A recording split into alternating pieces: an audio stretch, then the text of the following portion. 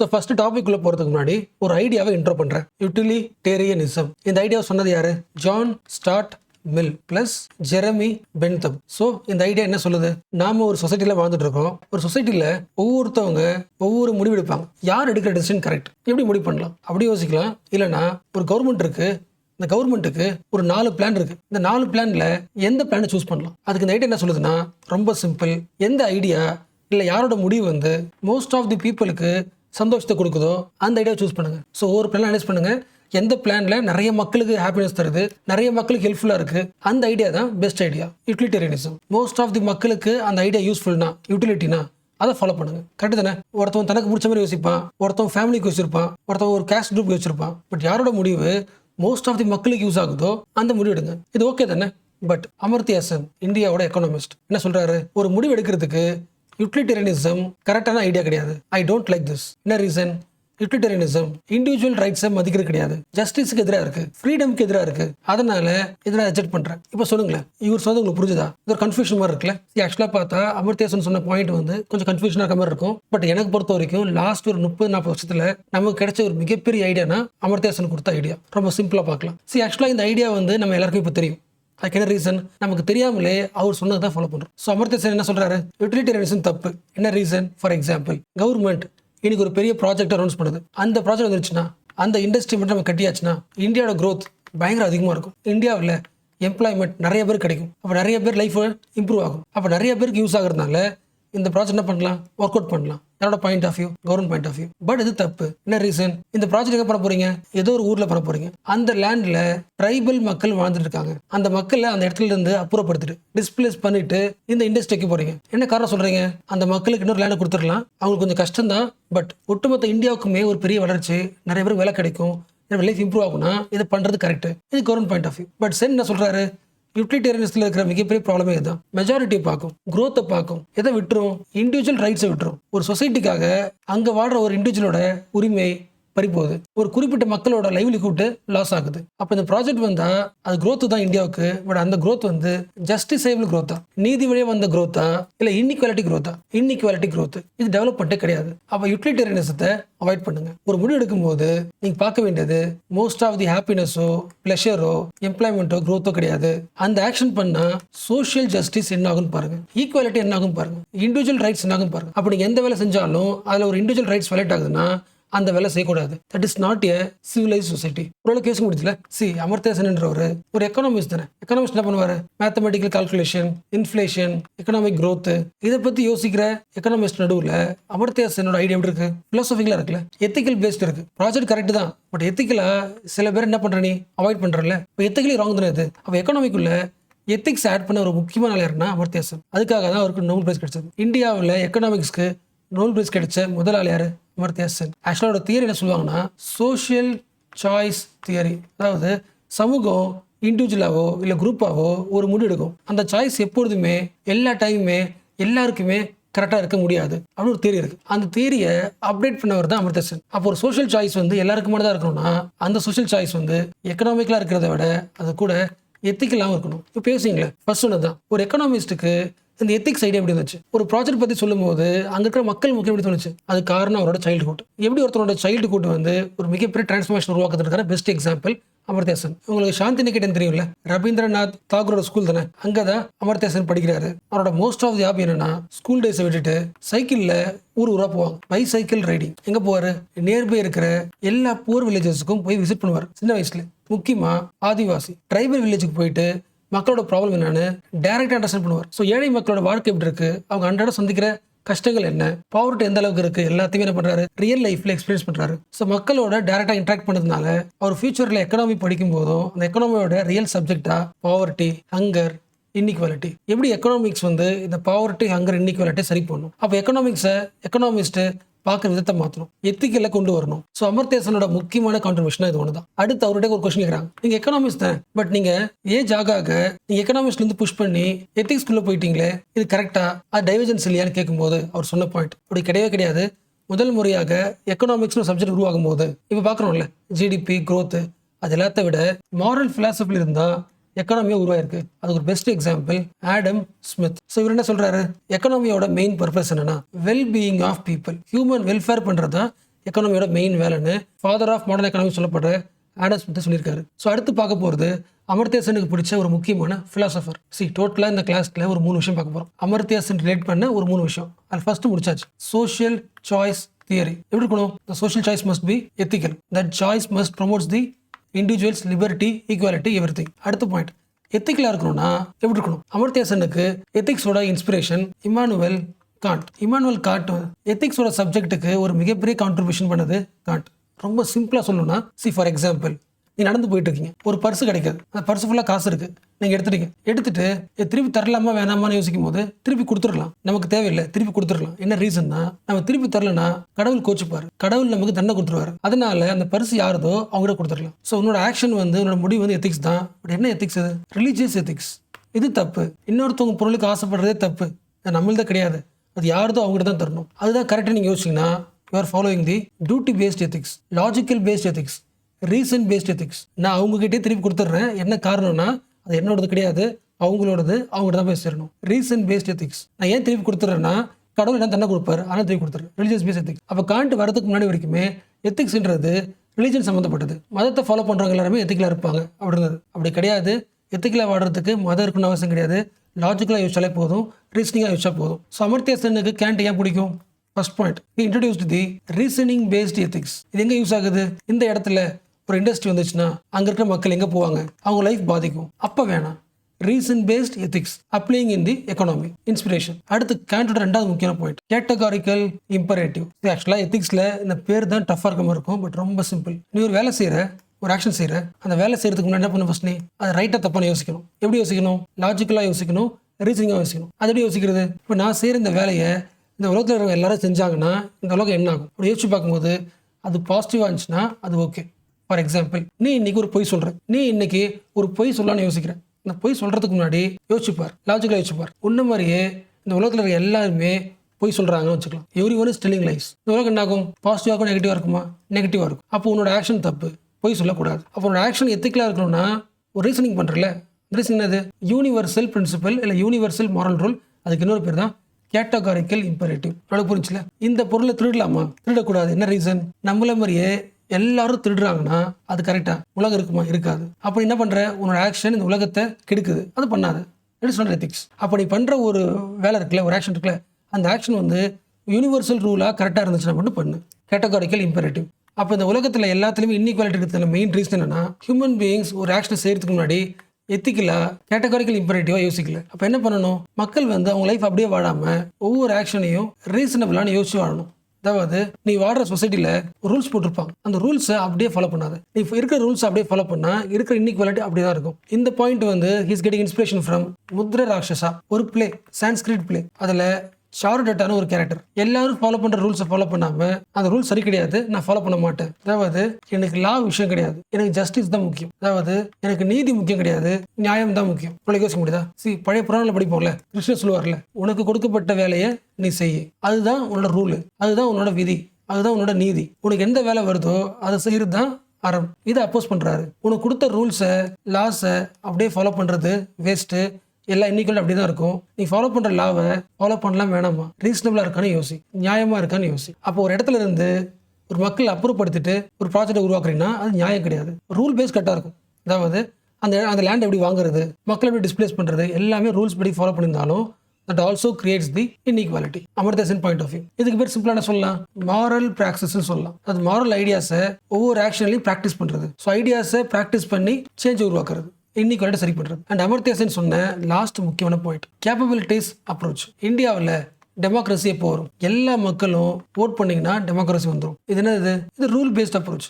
எல்லாரும் அதை ஃபாலோ பண்ணீங்கன்னா, எல்லாரும் ஓட்டு போட்டிங்கன்னா டெமோக்ரஸி வந்துடும். அப்படி வராது. மக்கள் ஓட்டு போகிறதுக்கு முன்னாடி மக்களுக்கு அவங்களுக்கு என்ன தேவைன்னு அவங்களுக்கு தெரியுமா? அதுக்கான கேப்பபிலிட்டி இருக்கா? ஃபர்ஸ்ட் கவர்மெண்ட் என்ன பண்ணணும்னா எல்லா இண்டிவிஜுவலையும், எல்லா மக்களையும் அவங்களோட கேப்பபிலிட்டியை இம்ப்ரூவ் பண்ணணும். அந்த கேப்பபிலிட்டி இம்ப்ரூவ் ஆன மக்கள் ஓட்டு போடும்போது தான் கரெக்டான ஆளை ஓட்டு போடுவாங்க. அப்போதான் டெமோக்ரஸி ஆகும், ஸ்ட்ராங் ஆகும். ஓரளவுக்கு புரிஞ்சா? இந்த கவர்மெண்ட் நீ ஆட்சி பிடிக்கிறதுக்கு மக்களை ஒரு இண்டிவிஜுவலை பயன்படுத்த வேணாம். உன்னோட எண்டுக்கு ஹியூமன் பீயிங்ஸை மீனா பயன்படுத்தாது. அந்த இண்டிவிஜுவல் யாரு? Individual it self the end. Meaning புரிஞ்சா? என்னோட தேவைக்காக ஒரு ஹியூமன் பீயிங்கை பயன்படுத்துறேன்னா அவர் யாரு? எனக்கான மீன். அவரை பயன்படுத்தி எனக்கு தேவை எண்டுக்கு போறேன். ஸோ இண்டிவிஜுவல்ஸை மீனா பயன்படுத்தாதீங்க. அதாவது ஒட்டுமொத்த கண்ட்ரியோட டெவலப்மெண்ட்டுக்கு இங்கே இருக்கிற மக்கள் இடத்த காலி பண்ணால் இந்தியா டெவலப் ஆகிடும் அப்படின்னா இங்கே இருக்கிற மக்கள் என்ன பண்ணுறீங்க, நீங்கள் மீன்ஸாக பயன்படுத்துறீங்க. அப்படி பண்ணக்கூடாது. ஒவ்வொரு இண்டிவிஜுவலுமே அவங்களே ஒரு எண்டு தான். அவங்கள எண்டாக பாருங்கள். நீங்கள் பண்ணுற வேலை வந்து அந்த இண்டிவிஜுவலை இம்ப்ரூவ் பண்ணுதா, இம்ப்ரூவ் பண்ணால் மட்டும் பண்ணுங்க. see the people as their end. நீங்கள் ஆட்சிக்கு வர்றதுக்காக எலெக்ஷன் வைக்காதீங்க. ஒவ்வொரு இண்டிவிஜுவலோட ஆப்பர்ச்சுனிட்டி அதிகமாக்குறதுக்கு வேலை பண்ணுங்க. அப்போ ஒவ்வொரு இண்டிவிஜுவலோட ஸ்கில்ஸ் டெவலப் பண்ணுங்க, கேபிலிட்டி அதிகமாக்குங்க. அப்போ என்ன ஆகும், அவனும் இம்ப்ரூவ் ஆகிட்டான், அவனுக்கு யூஸ் ஆயிருக்கு, அப்போ அவனுக்கு பிடிச்ச லைஃபாக வாழ்வான். ஸோ ஒவ்வொரு இண்டிவிஜுவலையும் மனிதர்களையும் பயன்படுத்தாதீங்க, அவங்களையே பயனுள்ள ஒரு ஆளாக மாற்றுங்க. ஸோ இது வரைக்கும் பேசின எல்லா பாயிண்ட்டும் இந்த ஆர்டிகல் வந்து தான். இன்னைக்கு டெக்ஸ்ட் அண்ட் கான்டெக்ஸ்ட்ல வந்த ஆர்டிகல் தான். Theory and practice ethical core இந்த அமர்த்தியா சென்ஸ் வெல்டான் ஷுவாங், அதாவது அமர்த்தியா சென்னோட உலகம், அமர்த்தியா சென்னோட வேர்ல்டு வியூ. அந்த வேர்ல்டு வியூவில் எத்திக்கல் கோர் இருக்கு. Criticising the utilitarianism, creating the capability approach, using the universal rule, இது எல்லாமே அடங்குது. ஸோ ஃபர்ஸ்ட் ஒரு சிம்பிள் கொஸ்டின், உங்களுக்கு தெரிஞ்ச இந்தியாவில் ஒரு ஏன்ஷியன்ட் சிவிலைசேஷனா எதை சொல்லுவீங்க? ஹரப்பன் சிவிலைசேஷன். தோராயமாக சொல்லுங்களேன். எந்த காலத்தில் வாழ்ந்தாங்க? 3500 BC சொல்லலாமா? ஓகே. அந்த காலகட்டத்தில் வாழும்போது ஹரப்பன் சிவிலைசேஷன் எந்த மெட்டீரியலை பயன்படுத்தினாங்க? அதாவது அவங்களோட எக்கனாமி இம்ப்ரூவ் பண்ணுறதுக்கு அவங்களோட டெய்லி லைஃப்பில் அதிகமாக யூஸ் பண்ண பொருள் எது? பிரான்ஸ் தானே. ஆக்சுவலாக ஹரப்பாவோட யூனிக்கே தானே, பிரான்ஸ் கல்ச்சர் தானே அவங்களோட யூனிக்கே. அது ஏன் யூனிக்கு? 3500 டைம்ஸ்ல இந்தியாவில் எங்கே பார்த்தாலும் சரி எல்லா மக்களும் பயன்படுத்துறது காப்பர் தான்.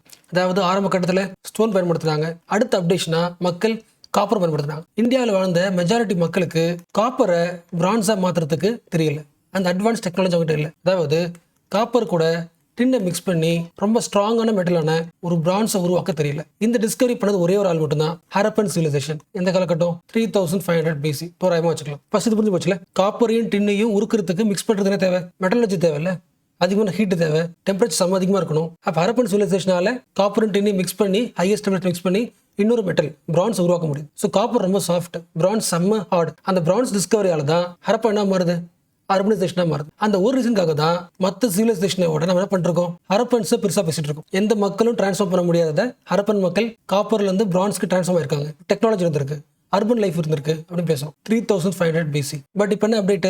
நீங்க சொல்ற அதே 3500 BC இல்லை இன்னும் கூட பின்னாடி போடுங்க, 4000 BC. இந்த காலகட்டத்தில் நார்த் இந்தியா முழுக்க காப்பர், ஹரப்பன்ஸ், பிரான்ஸ் இதெல்லாம் யூஸ் பண்ணிட்டு இருக்க டைம்ல அதை விட மோஸ்ட் ஸ்ட்ராங்கஸ்ட் மெட்டல் அயன் டூல்ஸை பயன்படுத்திட்டு இருந்துச்சு தமிழ்நாடு. அப்போ நார்த் வெஸ்ட்ல இருக்கிற எல்லா மக்களும் இந்த அயன் டூலுக்கு எப்போ வந்தாங்க? 1500 BC. அப்போ தமிழ்நாடு ஒரு 1000 வருஷத்துக்கு முன்னாடியே காப்பர்ல இருந்து அயன் எஜுக்கு மாறிடுச்சு. இப்போ இந்தியா முழுக்க காப்பர் பயன்படுத்திட்டு இருக்க அந்த டைம்ல அதோட அட்வான்ஸ்ட் மெட்டல், ஸ்ட்ராங்கஸ்ட் மெட்டலா இருக்கிற அயனை தமிழ்நாடு பயன்படுத்திட்டு இருக்கு. ஸோ இங்க யூஸ் பண்ணதை பார்த்ததுக்கு அப்புறம் தான் இன்னொரு 100 வருஷத்துக்கு அப்புறம், 500 வருஷத்துக்கு அப்புறம் நார்த் இந்தியா முழுக்க அயன் கல்ச்சர் ஸ்ப்ரெட் ஆகுது. அப்போ அயன் ஏஜோட ஆரம்ப கட்டம் எங்க ஆரம்பிக்குது? இந்தியாவில் சவுத் இந்தியாவிலேருந்து நார்த் இந்தியாவுக்கு. அப்போ சவுத் இந்தியா இந்தியாவோட கல்ச்சருக்கும் இந்தியாவோட சிவிலைசேஷனுக்கும் கான்ட்ரிபியூட் பண்ணியிருக்கு. ஸோ இதை பற்றியான ஒரு ரிப்போர்ட்டை தமிழ்நாடு கவர்மெண்ட் பப்ளிஷ் பண்ணாங்க.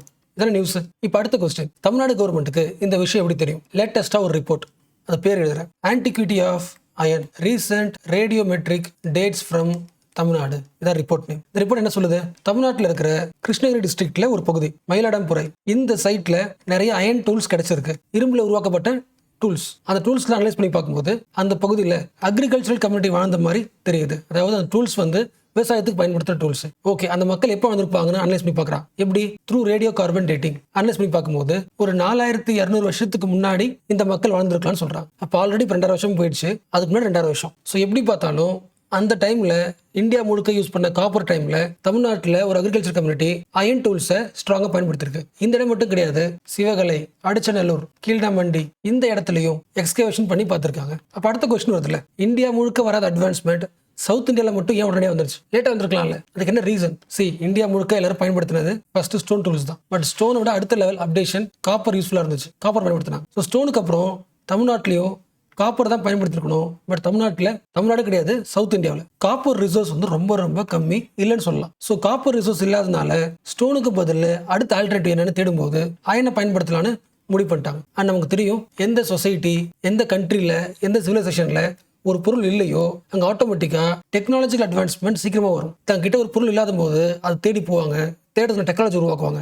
Same like that South India ஸ்டோன்ல இருந்து அடுத்த இம்ப்ரூவ்மெண்ட்டுக்காக காப்பர் இல்லாத ஸ்பேஸை வேற எந்த மெட்டல் ஆல்டர்னேட்டிவா யூஸ் பண்ண முடியும்னு அனலைஸ் பண்ணும்போது அயன் கிடைக்குது, யூஸ் பண்ண ஆரம்பிச்சிடறாங்க. அப்போ இது வரைக்கும் எல்லா ஹிஸ்டோரியன்ஸும் தமிழ்நாடு பற்றி எழுதின ஹிஸ்ட்ரியோட ஸ்டோரி லைன், டைம் லைன் எல்லாத்தையும் மறுபடியும் என்ன பண்ணணும்? ரீஅனலைஸ் பண்ணணும். நவயனா பிராக்மேட்டிசம் இந்த டேர்ம் புரிஞ்சுக்கிறதுக்கு முன்னாடி நிறைய பேசிக்ஸ் நீங்கள் தெரிஞ்சுக்கணும். எல்லா பேசிக்ஸும் ஒன்றா முடிச்சுட்டு இந்த டேர்முக்கு வரலாம். ஸோ ஃபஸ்ட்டு ரொம்ப சிம்பிளாக யோசிங்களேன். நம்ம ஸ்கூலுக்குலாம் போகிறோம்ல, ஸ்கூலில் போய் படிக்கிறோம். எதுக்கு படிக்கிறோம்? எல்லா குழந்தைகளும் எதுக்கு படிக்கிறாங்க? கல்வியோட மெயின் எய்ம் என்ன? நீங்கள் வாடுற சமூகத்தை பற்றி தெரிஞ்சுக்கங்க, படிச்சுக்கிட்டு அந்த சொசைட்டி என்ன பண்ணுங்க, மாற்றுங்க. ஸோ உங்கள் சொசைட்டியை டிரான்ஸ்ஃபார்ம் பண்ணுறதுக்கு, சேஞ்ச் பண்ணுறதுக்கு படிக்கிறீங்க. கரெக்டாக? அப்படி எப்படி படிக்கணும்? சொசைட்டி கூட இன்ட்ராக்ட் பண்ணி படிக்கணும். பட் நீங்கள் எப்படி படிக்கிறீங்க? கிளாஸ் ரூமில் உட்காந்துக்கிட்டு தனியாக ஒரு புக் எடுத்து மெமரி பண்ணிருக்கீங்க. ஒரு கிளாஸ் ரூமில் உட்காந்துக்கிட்டு ரோட் லேர்னிங் பண்ணிட்டு இருந்தா உங்களால் எப்படி சொசைட்டியை சேஞ்ச் பண்ண முடியும்? அப்போ நீங்கள் படிக்கிற ஸ்கூலில் தர எஜுகேஷன் இருக்குல்ல, அது உண்மையான எஜுகேஷன் கிடையாது. அது உங்களை ஒரு இடத்துல உட்கார வச்சு எதாவது யோசிக்க வச்சுட்டு இருக்கு. சொசைட்டியும் உங்களையும் பிரித்து உங்கள் லேர்னிங்கை பேசிவாக மாற்றுது. ஸோ எந்த ஸ்கூல் பெஸ்ட் ஸ்கூலு? எந்த ஸ்கூலில் கல்வியை பேசிவ் லேர்னிங்ல இருந்து ஆக்டிவ் லேர்னிங் மாற்றுறாங்களோ அந்த ஸ்கூல் தான் பெஸ்ட் ஸ்கூல். என்ன ரீசன்? பசங்க எப்போ ஆக்டிவா, பசங்க எப்போ கிளாஸ் ரூம் விட்டு வெளியே வந்து சொசைட்டி கூட ஆக்டிவாக லிங்க் ஆகி அதை லேர்ன் பண்ணிக்கிறாங்களோ அப்போ தான் சொசைட்டியை டிரான்ஸ்ஃபார்ம் பண்ண முடியும். அந்த கல்வி தான் சிறந்த கல்வி. ஸோ தியரிட்டிக்கலாக இருக்கிற கல்வியை ப்ராக்டிக்கல் லேர்னிங்கை மாற்றுங்க. இது யார் சொன்னது? எல்லாருக்கும் தெரியும். ஜான் டேவியோட பாயிண்ட் ஆஃப் வியூ. அவரோட பாயிண்ட் ஆஃப் வியூ சொல்கிறத விட இந்த ஐடியாவை தான், அதாவது ஒரு 70 இயர்ஸ்க்கு முன்னாடி 1950s அந்த டைமில் சொன்ன அந்த ஐடியாவை தான் இப்போ நம்ம ஃபாலோ பண்ணிருக்கோம். எங்கள் ஸ்கூலில், காலேஜில் ப்ராக்டிகல்ஸு, ப்ராஜெக்ட் பேஸ்ட் லேர்னிங் பார்க்குறோம்ல, இது எல்லாமே ஜான் டேவியோட எஜுகேஷனல் தியரியிலேருந்து கிடைச்ச inspiration. So who's John Dewey? ஒரு முக்கியமான எஜுகேஷனலிஸ்ட். கல்வியை தியரியிலேருந்து ப்ராக்டிக்கலுக்கு மாற்றணும்னு சொன்ன முக்கியமான எஜுகேஷனிஸ்ட். ஸோ கிளாஸ் ரூமில் உட்காந்து ப்ராப்ளம் சால்வ் பண்ணுறதை விட டைரெக்டாக ப்ராக்டிக்கலாக சொசைட்டியோட இன்ட்ராக்ட் பண்ணி ப்ராப்ளம் சால்வ் பண்ணுங்கள். Problem solving approach, learning through experience. So ஓரளவுக்கு ஜான்டியோட அல்டிமேட் எய்ம் புரிஞ்சிச்சா? கிளாஸ்ல டீச்சர் என்ன சொல்லி தராரோ அதை லேர்ன் பண்ணாதீங்க. That is passive learning. You learn through experience. Learning through experience. என்ன experience? Interact with the society. You get many problems, you find many problems. அந்த ப்ராப்ளமை சால்வ் பண்ணுறதுக்கு கிளாஸ் ரூமில் டிஸ்கஸ் பண்ணுங்க. ஒவ்வொருத்தரும் ஒரு ப்ராப்ளம் சொல்லுவீங்க, அதை டிஸ்கஸ் பண்ணுங்க, என்கேஜ் பண்ணுங்க, டிபேட் பண்ணுங்க. Classroom becomes the first democracy. So class ரூம்ல டெமோக்ரஸி ஃபாலோ பண்ண ஒரு ஸ்டூடெண்ட் படிச்சு முடிச்சுட்டு வெளியே வந்ததுக்கப்புறம் ஒரு டெமோக்ராட்டிக் சொசைட்டி உருவாக்குறதுக்கு ட்ரை பண்ணுவோம். This is the ultimate aim of education. அந்த எஜுகேஷனை உருவாக்கணும்னா you have to be pragmatist, not be a theorist. கல்வியை தியரியா படிக்காம ப்ராக்டிக்கலா படிங்க. ஸோ ப்ராக்டிக்கலுக்கு இன்னொரு பேர் தான் பிராக்மேட்டிசம். லிங்க் பண்ண முடியுதா? நீங்க தியரியா படிச்சுட்டு இருந்தீங்கன்னா ஒரு விஷயத்த உங்க மைண்டுக்குள்ளே யோசிச்சுட்டே இருப்பீங்க. பட் அதே டாப்பிக்கை ப்ராக்டிக்கலா வந்து படிக்கும்போது அந்த ப்ராப்ளம் சொசைட்டியில் எப்படி இருக்குன்னு உங்களுக்கு தெரியும். ரியலாக அதை பார்க்கும்போது, ரியலாக ஃபேஸ் பண்ணும்போது, ரியலாக ரிசர்ச் பண்ணும்போது அதுக்கான சொல்யூஷன் ப்ராக்டிக்கல் சொல்யூஷன் சொல்ல முடியும். அப்போ யார் ஒருத்தவன் நடைமுறை பிரச்சனைக்கு ப்ராக்டிக்கல் சொல்யூஷன் சொல்கிறானோ he is pragmatist. John Dewey is pragmatist. இந்த பிராக்மேட்டிஸ்ட் ஜான் டேவி தான் the teacher for Ambedkar. Ambedkar அமெரிக்காவில் படிக்கும்போது அவரோட இம்பார்ட்டன்ட் டீச்சர் லிஸ்ட் எடுத்து பார்த்தீங்கன்னா டாப் லிஸ்ட்ல இருக்கிற John Davy. In fact John Davy இறந்து போகும்போது அம்பேத்கர் சொன்ன முக்கியமான பாயிண்ட், என்னோட அறிவு வளர்த்ததுல, என்னோட இன்டெலெக்சுவலிட்டியை க்ரோ பண்ணதுல முக்கியமான பங்கு வந்து ஜான் டேவிக்கு இருக்குன்னு ஒரு ஸ்டேட்மெண்ட்டே சொல்லியிருக்காரு. ஸோ அடுத்து போகிறதுக்கு முன்னாடி ஃபர்ஸ்ட் சொல்லுங்க, ஹூ இஸ் பிராக்மேட்டிஸ்ட்? பிராக்மேட்டிஸ்ட்டுக்கு ரியல் ப்ராப்ளம் தெரியும். நேரடியாக ரியல் ப்ராப்ளம் தெரிஞ்சதுனால அவர் தர சொல்யூஷனும் ப்ராக்டிக்கலாக இருக்கும், நடைமுறை சாத்தியமாக இருக்கும். ஸோ இப்போ சொல்லுங்களேன், ஜான் டேவி கிட்ட படித்த அம்பேத்கர், பிராக்மேட்டிசத்தை லேர்ன் பண்ண அம்பேத்கர் ஒரு சோஷியல் திங்கராக இருக்க ஆசைப்படுவாரா, சோஷியல் ஆக்டிவிஸ்டாக இருக்க ஆசைப்படுவாரா? சோஷியல் ஆக்டிவிஸ்ட்ல என்ன ஆக்டிவிஸ்ட் என்ன பண்ணுவாங்க? Real life learning. எந்த ப்ராப்ளமும் சரி பண்ண ஆசைப்படுறியோ அதை ரியலாக எக்ஸ்பீரியன்ஸ் பண்ணி லேர்ன் பண்ணி அதுக்கான சொல்யூஷன் தருவேன். ஸோ இந்த ஐடியா தான் அம்பேத்கரை பயங்கரமாக இன்ஃப்ளூயன்ஸ் பண்ணியிருக்குன்னு சில பேர் சொல்கிறாங்க. எல்லாரும் கிடையாது, சில பேர். ஸோ ஃபர்ஸ்ட் இது வரைக்கும் பேசுறது புரியுதா? அம்பேத்கர் பிராக்மேட்டிஸ்டாக இருந்ததுனால தான் அவர் ஃபேஸ் பண்ண ப்ராப்ளம் என்ன? கேஸ்ட். அந்த ப்ராப்ளம் சரி பண்ணுறதுக்கு அவர் என்ன பண்ணல? நிறைய தியரி உருவாக்கல, ஃபிலாசபிக்கலாக டிபேட் பண்ணல, லைப்ரரியில் உட்காந்து ஒரு ஐடியா உருவாக்கி ஐடியாஸ் பற்றி அவர் பேசிட்டு இல்லை. என்ன பண்ணுறாரு? கேஸ்ட் டிஸ்கிரிமினேஷன் எதிர்த்து ஃபைட் பண்ணார். ஜஸ்ட் கேஸ்ட் டிஸ்கிரிமினேஷனை எப்படி சரி பண்ணலாம்னு சொல்லிட்டு தியரி தரல, இறங்கி போராடினார். தண்ணி பிடிக்க விடலையா? தண்ணி பிடிக்க ட்ரை பண்ணலாம், நேரடியாக போய் ப்ராப்ளம் பார்க்கலாம், கோயிலுக்குள்ளே போய் பார்க்கலாம். பிராக்மேட்டிஸ்ட். பட் அம்பேத்கர்ன்றவர் நாட் ஜஸ்ட் பிராக்மேட்டிஸ்ட், அவர் ஒரு நவையான பிராக்மேட்டிஸ்ட். அதாவது ப்ராக்டிக்கலாக சொசைட்டியில் இருக்கிற ப்ராப்ளம் சரி பண்ணுறதுக்கு அவர் ஜஸ்ட் லைக் தட் போல ஒரு ஐடியாவை முன்வைக்கிறார். அந்த ஐடியாவை எடுத்துக்கிட்டு சொசைட்டிக்கு போகிறார். என்ன ஐடியா? From Buddhism. இதுக்கு முன்னாடி இந்த புத்திசத்தை ரிஃபார்ம் பண்ணி கடவுள் வேணாம், ரிச்சுவல்ஸ் வேணாம், ஒரு புதிய புத்திசம் உருவாக்கலாம், நவையான புத்திசம்னு உருவாக்கலாம். ஒரு மெயின் எய்ம் என்ன? நவையான புத்திசத்தோட மெயின் கோர் யாருன்னா கடவுள் கிடையாது, கடவுளை தூக்கிடுங்க. கடவுளை தூக்கிட்டு சென்டர் ஆஃப் இந்த புத்திசம் யாருன்னா ஹியூமன் பீயிங். அப்போ ஹியூமன் பீயிங்கை எல்லா பிரச்சனையிலிருந்தும் லிபரேட் பண்ணணும், அவனுக்கு ஈக்குவல் ரைட்ஸ் வாங்கி தரணும், எல்லாரையும் சகோதரத்துவம் பார்க்கணும், fraternity. So liberty, equality, fraternity, இந்த எல்லா ஐடியாஸும் Ambedkar is getting inspiration from Buddhism. புத்தர் வாழ்ந்த காலத்தில் சொசைட்டி எப்படி இருந்துச்சு? இன்இக்வாலிட்டி இருந்துச்சு, இன்ஜஸ்டிஸ் அதிகமாக இருந்துச்சு. இப்போ அந்த காம்ப்ளெக்ஸ் உலகத்துல இருந்து ஒரு இண்டிவிஜுவலை லிபரேட் பண்ண ட்ரை பண்ணாரு. அதே லிபரேஷனை இப்போ இருக்கிற உலகத்தில் என்ன ப்ராப்ளம் இருக்கு? கேஸ்ட் இருக்கு. அந்த கேஸ்ட் ப்ராப்ளத்துல இருந்து இண்டிவிஜுவல் லிபரேட் பண்ணணும், ஈக்குவாலிட்டி உருவாக்கணும். அப்போ நான் சொல்ற நவையான புத்திசத்தில் மாங்ஸோட வேலை உட்காந்து மெடிடேஷன் பண்றது இல்லை. Monk should become the activist. ஏன்னா நவீன புத்திஸ்தர மெயின் எய்மே we have to create the caste-less society, equality, liberty. அப்போ அதை உருவாக்குறதுக்கு ஒரு இடத்துல உட்காந்து ஒரு கிளாஸ் ரூமில் உட்காந்து ஐடியா யோசிக்கிறத விட ஆக்டிவிஸ்டாக மாதிரி சொசைட்டியில் ரியல் வேர்ல்டு ப்ராப்ளமை அனலைஸ் பண்ணி அதுக்கான சொல்யூஷனை தராங்க. சொசைட்டியில் லிபர்ட்டி, ஈக்குவாலிட்டி, ஃப்ராட்டர்னிட்டி இதை உருவாக்குறதுக்கு போராடுங்க. ஸோ நவீன பிரின்சிபல்ஸோட சொசைட்டிக்கு வரீங்க. ஸோ யூ ஆர் நவீன பிராக்மேட்டிஸ்ட். திஸ் இஸ் கால்ட் அஸ் நவீன பிராக்மேட்டிசம். புதிய உலகத்துக்கு தேவையான ஒரு ஆக்டிவ் ஒர்க், அது practical work, problem based work. இது புரிஞ்சுல? சில பேருக்கு இன்னும் டஃப்பாக இருந்திருக்கும். இதே விஷயத்த இன்னொரு சிம்பிளானு சொல்லலாம். இப்போ என்ன வச்சுங்களேன், நான் பிராக்மெட்டிஸ்டாக கேட்டால் கிடையவே கிடையாது. என்ன ரீசன்? எனக்குன்னு சில ஐடியாலஜி இருக்கு. அந்த ஐடியாலஜி பேஸ் பண்ணி தான் எல்லாம் ஒர்க் பண்ணுவேன். என் சொசைட்டி எப்படி இருக்குன்றதுலாம் கொலை கிடையாது. நான் என் ஐடியாலஜிக்கு ட்ரூத்ஃபுல்லாக இருப்பேன். அதை டைல்யூட் பண்ண யோசிக்க மாட்டேன். அதாவது நீ கிளாஸ் போடுறது யூடியூப்ல ரீச் ஆகணும்னா, உன் வீடியோக்கு டிமாண்ட் ஆகணும்னா டெய்லி ஷார்ட்ஸ் போடு, நிறைய பேர் பார்ப்பாங்க. ரொம்ப முக்கியமானது செல்ஃப் டெவலப்மெண்ட் கிளாஸாக போடு, ஸ்ட்ராட்டஜி வீடியோ போடு. இதுதான் யங்ஸ்டர்ஸ் இழுக்கும். அப்போ ப்ராக்டிக்கலா யூடியூப்ல இருக்கிற ஸ்டூடெண்ட்ஸ்க்கு என்ன தேவையோ அதை போடாம நீ எவ்வளவுதான் தியரி பேசினாலும் என்ன உருவாகாது? சேஞ்ச் உருவாகாது.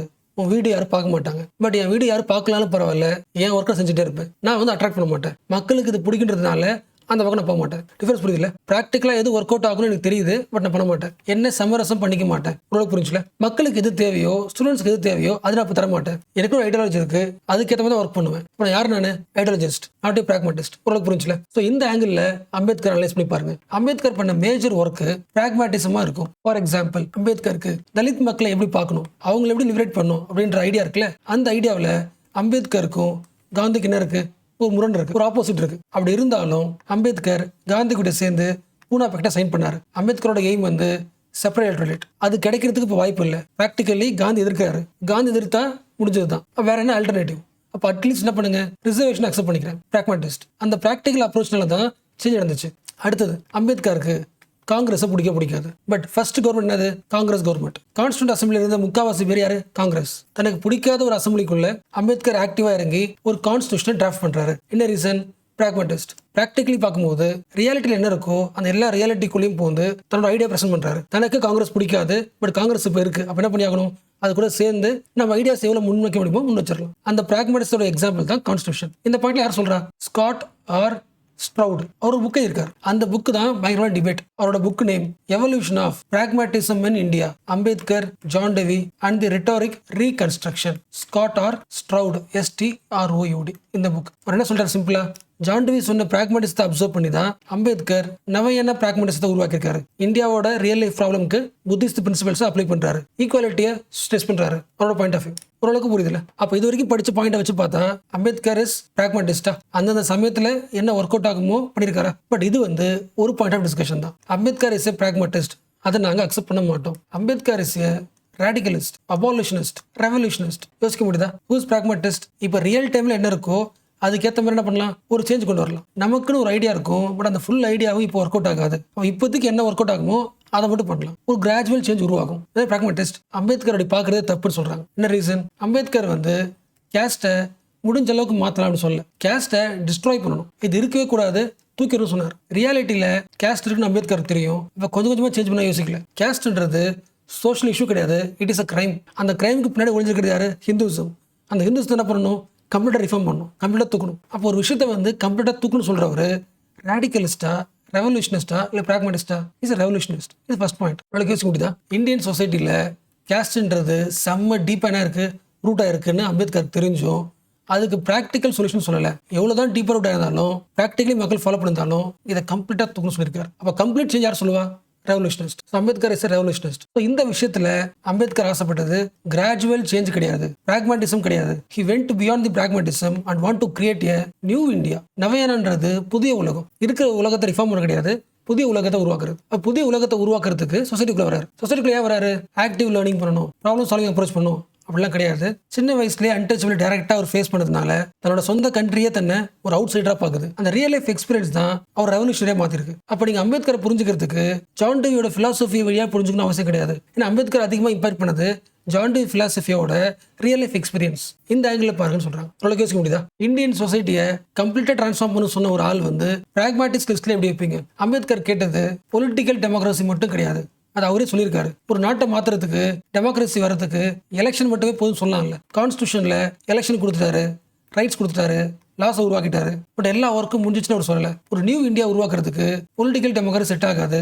சோஷியல் டெமோக்ரஸியும் எக்கனாமிக் டெமோக்ரஸி உருவாக்கணும். அதாவது கிளாஸ்ல பணத்துல ஈக்குவாலிட்டி இருக்கணும், சொசைட்டிக்குள்ள மக்களுக்குள்ளேயும் ஈக்குவாலிட்டி இருக்கணும். அந்த இந்தியா உருவாக்குன்னு சொல்ற ஒரு ஆளு கண்டிப்பா ரெவல்யூஷனரியா தான் இருப்பாரு, பிராக்மேட்டிஸ்டா இருக்க மாட்டாரு. So what is the conclusion? Ambedkar பிராக்மேட்டிசத்தை ஒரு டூலா தான் பயன்படுத்தினே தவிர he was not a complete pragmatist. அவரோட லைஃப் எக்ஸ்பீரியன்ஸ்ல, அவரோட போராட்டத்துல பிராக்மேட்டிசம்ன்றது one of the tool. He gained knowledge from not only from Devi but also from Buddhism, Jyotiba Phule and also from Karl Marx. So இப்போ பேசின எல்லா பாயிண்ட்டுமே இந்த ஆர்டிகல் தான். How pragmatism is inadequate to understand the Ambedkar scholarship. அம்பேத்கரை புரிஞ்சுக்கிறதுக்கு பிராக்மேட்டிசம் மட்டும் பத்தாது, தட் இஸ் inadequate. ஸோ இதுக்கப்புறம் உங்களோட பாயிண்ட் ஆஃப் வியூ, நீங்கள் அம்பேத்கரை பிராக்மேட்டிஸ்டாக பார்க்கலாம், ரெவல்யூஷனிஸ்டாக பார்க்கலாம். பட் ஒருவேளை இது வரைக்கும் பேசின எந்த விஷயம் புரியல அப்படின்னா லாஸ்ட்டாக ஒரு சின்ன எக்ஸாம்பிள். கேஸ்ட்டை வந்து அழிக்க முடியுமா நமக்கு தெரியல. அட்லீஸ்ட் என்ன பண்ணலாம், இருக்கிற கேஸ்ட்டை போட்டி போகிறதுக்கு அட்லீஸ்ட் கேஸ்ட் பேஸ்டில் ஒரு ரிசர்வேஷனை கொண்டு வந்து மக்களை எம்பவர் பண்ணலாம். Practical approach,